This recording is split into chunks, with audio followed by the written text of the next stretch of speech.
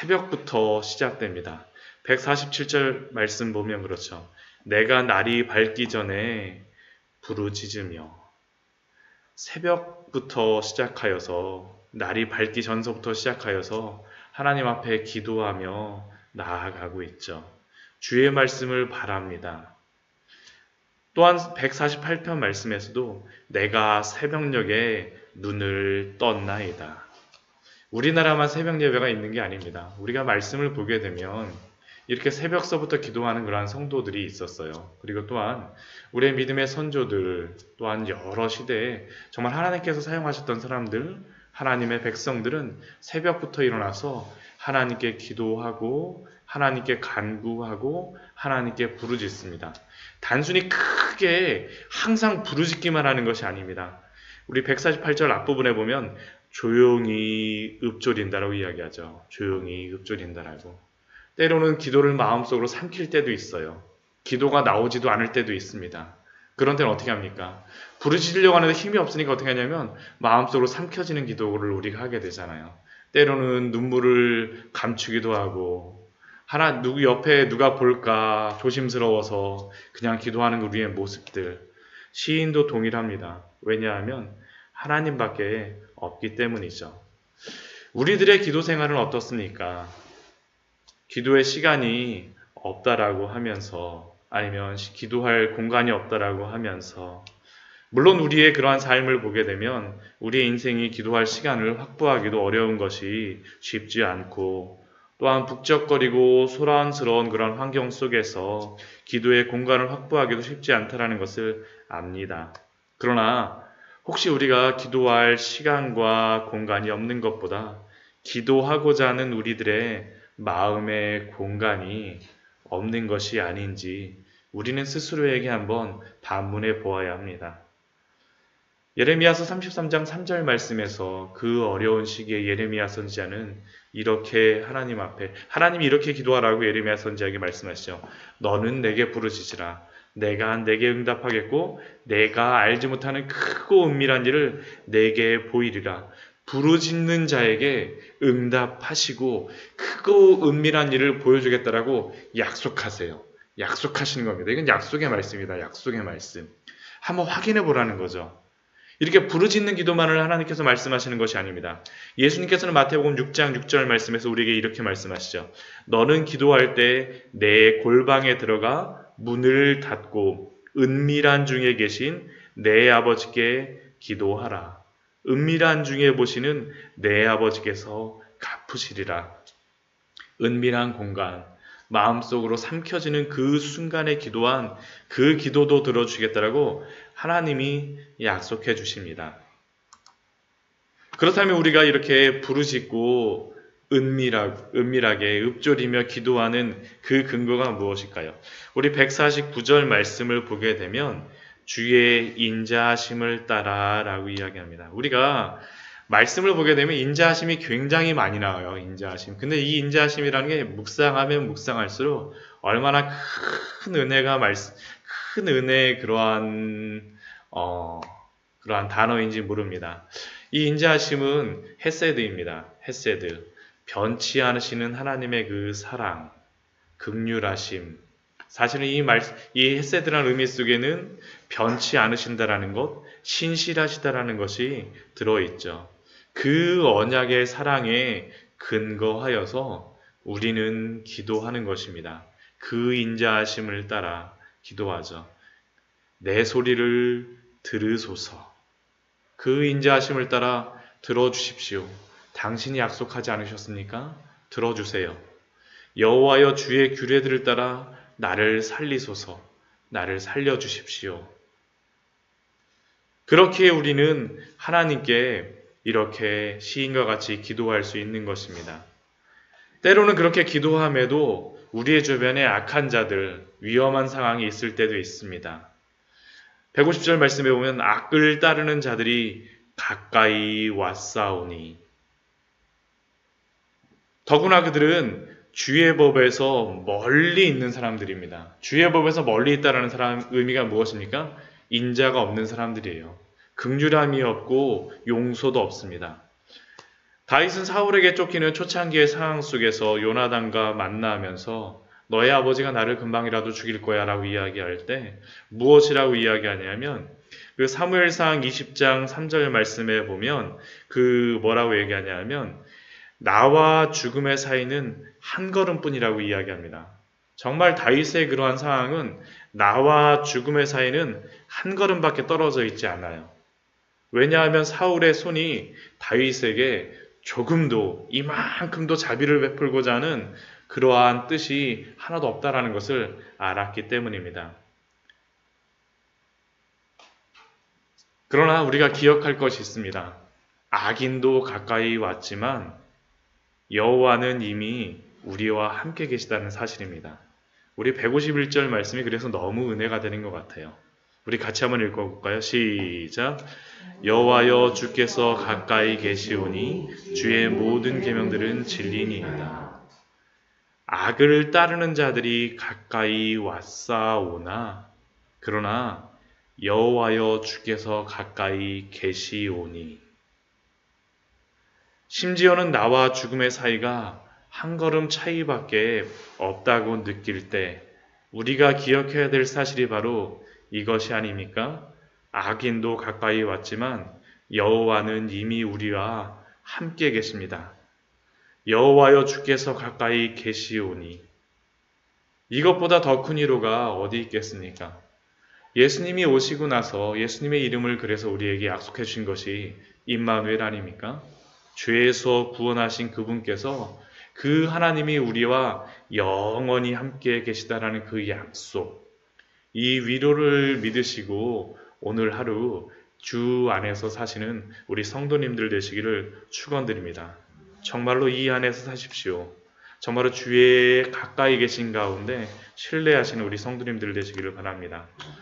또한 153절 말씀에서는 여러 원수들과 대적들 가운데에서 하나님께 간구하는 그러한 시인의 고백이 나옵니다. 153절 말씀 보면 나의 고난을 보시고 나를 건지소서. 나의 고난을 제발 보아달라는 거죠. 힘든 상황이에요. 그러한 상황이 어떤 상황입니까? 154절 말씀 보면 그 뒤에 말씀 보면 주께서 나를 변호하시고 어떠한 법적인 문제, 우리가 해결할 수 없는 어떤 외적인 문제로서 인하여서 누군가 나를 변호해 줘야 돼요. 내가 법을 잘 모르니까 누가 와서 나를 변호해 줘야 되는데 그 변호해 줄 사람이 누가 돼달라고 기도하는 겁니까? 주님께서 나를 변호하시고 나를 구하여 주십시오. 그리고 나를 살려 주십시오라고 기도하는 거죠. 그러나 우리가 기억해야 될 것이 있습니다. 이렇게 나에게 고난을 주는 그러한 사람들은 하나님으로부터 멀어지는 자들입니다. 멀어진다는 것은 무엇입니까? 그 악인들은 하나님의 구원을 얻을 수 없다는 것을 또한 우리에게 의미하는 것이죠. 155절입니다. 구원이 악인들에게서 멀어짐은 그들이 주의 율례들을 구하지 아니함이니이다. 왜 그들이 이렇게 멀어지고 왜 그들이 그 구원, 하나님의 구원을 누릴 수가 없을까요? 주의 율례들을 구하지 아니하기 때문입니다. 그들은 주의 율례를 좋아하지 않습니다. 심지어는 주의 말씀을 혐오하기까지 합니다. 그렇기에 그들은 아무리 복음을 전하고 아무리 구원을 얻게 하려고 해도 사실은 구원을 얻을 수 없는 거죠. 때로는 우리가 교회에서 하나님의 구원에 대하여서 예정에 대하여서 이야기를 할 때 불평하는 것들이 있습니다. 하나님은 이미 구원을 다 정해 놓으셨으니까 아무리 믿고 싶어도 아무 소용도 없는 거 아니에요? 또는 우리가 아무리 전도한다 할지라도 그 사람이 하나님이 정해 놓으셨으면 믿지 않을 거니까 우리가 전도해서 뭐가 돼요? 그런데 그것은 우리의 변명거리 정도로 삼는 그러한 일로 삼으면 안 됩니다. 하나님 우리에게 변명거리로서 우리에게 예정을 말씀하시고 구원을 말씀하신 것이 아니라 하나님이 예정을 말씀하시고 구원에 대한 유기되는 자들을 그런 원인은 그들이 하나님을 멀리하기 때문이라는 거죠. 사랑하는 성도 여러분, 여러분은 하나님을 찾고 계십니까? 이 새벽에 나왔다는 것은 하나님이 너무 그립다라는 거죠. 그렇죠? 하나님을 찾으시는 분들. 정말 이것이 너무나도 중요합니다. 하나님의 그 구원의 은혜 안에서 날마다 살아가십시오. 그래서 156절 말씀에서 시인이 뭐라고 기도합니까? 여호와여 주의 긍휼이 많사오니 주의 긍휼들을 따라 나를 살리소서. 주의 은혜로 나의 마음을 날마다 붙들어 달라고 간구하고 있는 것입니다. 그렇다면 이런 악인들의 틈바구니 속에서 우리는 어떻게 살아가야 될까요? 주의 은혜가 필요합니다. 우리 157절 말씀 보면 나를 핍박하는 자들과 나의 대적들이 많으니 나는 주의 증거들에서 떠나지 아니하였나이다. 주의 긍휼과 은혜 안에서 나를 붙들어 주셔야 된다라는 거죠. 그래서 159절 말씀에서 그러한 마음 속에서 살아가고자 하지만 하나님 앞에 자신의 모습에 대해서 이렇게 고백합니다. 내가 주의 법도들을 사랑함을 보옵소서. 때로는 우리가 그 거룩함을 추구하며 살지만 항상 우리가 죄를 안 짓나요? 오늘 이렇게 새벽 예배 듣고선 결심하고 그렇게 살아야지 다짐하고 가지만 나가자마자 막 하고 그런 것들이 있죠. 연약한 경우가 너무 많습니다. 그래서 시인은 159절 우리가 읽었던 것처럼 내가 무엇을 했습니다라고 하나님 앞에 자랑하는 것이 아니라 하나님 저는 주의 법도들을 사랑합니다. 저에게 긍휼을 베풀어 주십시오라고 하나님께 긍휼을 베풀어 달라고 구하는 것입니다. 저의 사랑하는 마음을 보옵소서. 때로는 제가 실패할 때도 있고 때로는 제가 죄악에 빠질 때도 있지만 그래도 제 마음이 주님을 향하고 있잖아요. 주님, 저의 사랑하는 마음을 보옵소서. 자신의 연약함을 보기 때문에 이렇게 기도하고 있는 것입니다. 그리고 그러한 시인은 오늘 160절 말씀에서 주의 말씀의 강령은 진리오니 주의 의로운 모든 규례들은 영원함이니이다 라고 고백함으로써 오늘 말씀을 마치고 있습니다. 우리의 죄와 구원, 거룩한 삶의 관계가 어떤 관계가 있을까요? 방금 전에 말씀드렸지만 구원을 받는 자는 결코 죄를 짓지 않고 살아갈까요? 그것은 아닌 것 같습니다. 스가랴서 12장 10절 말씀은 예전 청교도들이 굉장히 좋아하는 말씀이었습니다. 내가 다윗의 집과 예루살렘 주민에게 은총과 간구하는 심령을 부어주리니 그들이 그 찌른 바 그를 바라보고 그를 위하여 애통하기를 독자를 위하여 애통하듯 하며 그를 위하여 통곡하기를 장자를 위하여 통곡하듯 하리라. 이 새벽에 제가 그냥 쭉 읽어드리니까 이 말씀이 무슨 의미일까라고 생각을 할 텐데 우리가 거룩하게 살아가는 이유가 무엇입니까? 예수 그리스도 때문이죠. 그렇죠. 그런데 예수 그리스도의 무엇 때문입니까? 예수 그리스도의 십자가 때문입니다. 예수 그리스도의 십자가를 바라볼 때 거룩하게 살아갈 수 있습니다. 근데 예수 그리스도의 십자가를 바라볼 때 단순히 예수 그리스도의 십자가만을 바라보는 것이 아니에요. 예수 그리스도의 십자가에 못 박히신 예수 그리스도를 바라보면서 그 옆에 서 있는 죄 많은 나를 바라보는 거죠. 죄 많은 나를 바라보는 거예요. 그러면서 그렇지만 주님, 당신의 그 십자가에서 내가 주님을 사랑함을 보옵소서라고 기도하고 살아가는 것입니다.